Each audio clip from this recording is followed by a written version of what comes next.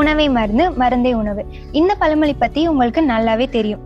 ஆமாங்க, நம்ம அமுத சுரபி நேச்சுரல் வெஜ் ரெஸ்டாரண்ட்ல பாரம்பரிய உணவு முறைப்படி தான் எல்லா ஃபுட்டுமே ப்ரிப்பேர் பண்றாங்க. இவங்க கிட்ட முடக்கத்தான் தோசை, முருங்கைக்கீரை தோசை, கேழ்வரகு சப்பாத்தி, முள்ளு முருங்கை சப்பாத்தி, வரகு காய்கறி சாம்பார் சாதம், குதிரைவாலி தயிர் சாதம், இப்படி ஏகப்பட்ட பாரம்பரிய உணவு வச்சிருக்காங்க.